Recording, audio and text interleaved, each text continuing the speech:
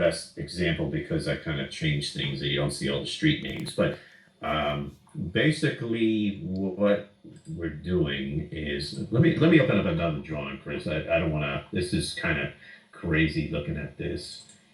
Let's try something here. 4, 4. No, that's not going to work. Okay, this one will work. Yeah, like I was saying, basically, drafters like me get paid for the amount of the underground stuff that's going in. Like, see this UGT thing that's underground telco, Yep. obviously, and you get paid by the foot, and you could do a little measure command, and it tells you how long this is. So basically, like a small permit would be, maybe 5,000 feet, and a big one like this one I'm working on, which is the biggest that they've seen, which is why they put me on it. I don't know, probably because no one's around. This is over 40,000 square feet. So if you do the math, it does come out to a lot of money, but Right. there's so much in here. But basically, what you're doing is this. I'll show you. We use this geolocation thing, which I know you're not a cat person, but basically, it's just an overlay. Oh, okay. Uh, That was what I was wondering. Like, where does this whole site plan come from? So yeah, this is like a Google you're Earth. looking at. Yeah. It comes from okay. It comes from this, and I know it does get hard to see, and I don't know how clear it is, but what you're doing is you're going on to. Let me just regen here. So the line. There we go. Okay, you're basically drawing the way they didn't teach me this right off the bat, but you draw a line down the center of the street. This one I just highlighted. All right, dead center. All right, and then you offset it. In this case, it's 24 feet edge of pavement, and here's the edge of the curve, all right? And then you have the back of the curve, different colored line. And then another super important is this right of way. It's the amount of area that the town can put utilities in, and even though it seems like it's on the people's property. Like this is somebody's front lawn here, Hmm. 5703. And so basically you're drawing everything out manually. There's no magic CAD file that's showing up. And, basically, with regards to something like this, I can draw all this stuff. I can put driveway and little lines of where everything is. And it has to be sharp. It can't just be thrown in there. That's why Sean's probably going through people. But I'm really only getting paid for this one line and lines like it that go around here. Hmm. And, that's really what it is. Like right here, 568 feet. Right. This is underground. So this will be, 14 cents times this amount. And that's it. So there's above ground, which is a lot simpler than this. What else you've seen on here is these are storm manholes. You got to go onto in certain, there you go. You have storm manholes, you have water lines, fire hydrants. There's so much that you have to put in here. This is Hmm. Houston Public Works, and you have to draw this stuff in here. Okay, Hmm. no one's giving you a ton of money to draw this in here, but it's got to be in here because this underground telco may be crossing the lines. It's going to cross at some point. Right. You public utilities. So, and then you have to station stuff. Stationing this STA. Stationing basically is just where it's located. That's like a fancy name for it. The stationing.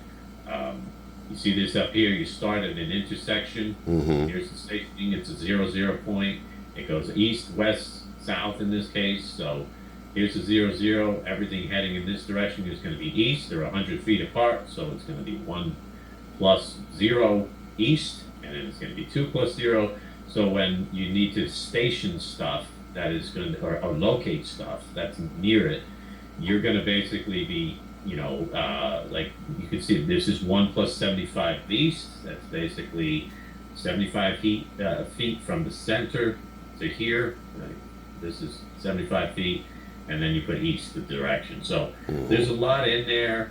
There's property lines. Those you kind of throw on real fast. There are websites that you can sit there and try to get it perfect, these property lines. But basically, the one thing you can't screw up is the right of way. Hmm. This has to be correct because everything's based on Right. the distance from the center line. Right. So, Right. like, Right. yeah. Yeah. So that I we're gotcha. not gonna. So there's Yeah. a lot. Yeah. Yeah. There's a lot in here, and this took a very long time to do this because you do it in phases. Right. Right. Right. And why? And so why do they pay you 14 cents for some things and 8 cents for other things? Why does that Well, matter? it's based on difficulty for the most part. Oh. 14 Okay. cents is probably the best that you can get. Um, 14 cents is for an underground thing, an underground line. But in so doing, you have to locate things that really wouldn't matter to something that's going on a pole. See the stormboard So pole? underground probably pays more than overhead then. Underground pays 14 cents a foot, and above ground pays 8 cents a foot. Uh, That makes sense. so you could do this, like you see this T. This is just telco, and this notation here. That's a telephone pole or a utility pole. So you don't have to worry about all the crap that's underground. You see how it got thinner here, How do you and know? How do you know that handhole's there? How do you find that? the handhold. Yeah, like how do you know that exists there? Well, this handhold is proposed, so you Oh, can oh, drop. oh, oh, I got you. There But like, is a file in case you do get dragged over there and you're that unlucky. But I'm going to show you this real quick because a lot of it, I don't know where this comes from, but this is a KMZ file, which is Google Earth. And right. sometimes it actually works okay on this. But I'm just going to bring up, where it is, KMZ file for this community. And this will make sense when this opens up here. This is just a good blocky program. It just kind of, you know, doesn't work right away. Oh, there it goes. See, it takes a little bit. Some of them did it wrong, and it shows you Africa instead. But you just gotta Right. come around and see all these little dots here. Hmm. Those handles just mentioned are shown in this KMZ file. And let me just double Oh, click here and get north. so Sean gives that to you. Yes, Sean gives this to us, Okay. and basically, this is something must be given to us by the client, Line or something. I don't know, but Oh, every one of I these got. things is a proposed handhold, and there's a lot on here. You do it one street at a time, but there's a lot of information. So that's where that comes from. Yeah. Right. A lot of times on that CANZ file, it actually tells you where the utility poles are located, and What they're precise too. You see What about here, back. what about everything that you're showing existing on there? Does that come from like the jurisdiction or where? Like how do you know what It's to show tough, that's but you existing? really are just. Whoever gives me this CAD file, I don't know who that actually sits this in here. I think it's Sean. Sean is just overworked, but Sean gives us the CAD file, and it has the map, the Google Earth type thing. It's in there already, and it's all ready to scale. So if you come up here and you want to know how wide something is, um, you could do that, and you could see how wide this street is. This 24 feet wide.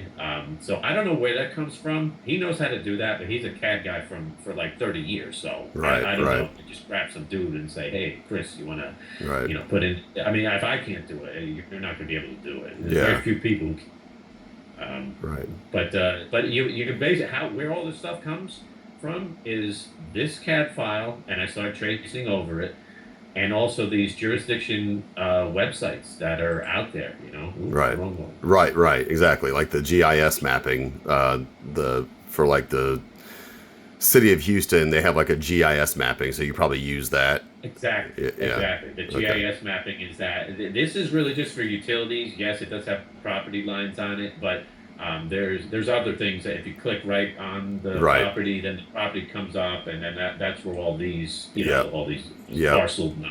I mean, you know this stuff. This is your business. I mean, Right. this is Right. what you do. Yep.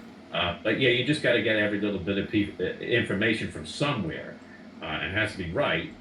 And so at the end of the day, um, when you're drawing up something, it's really going to start looking like this. If these are just little viewports, if you double click on this viewport, you see the whole thing.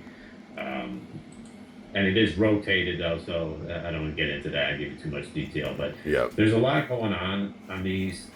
Sometimes you got take it slow, and you can't just hand in crap either, because when you do, it comes back and you're sitting there working for free. So Right. that's Right. it can be frustrating. Right. Right. Okay. Yeah, I get it. I get it. Yeah, man, I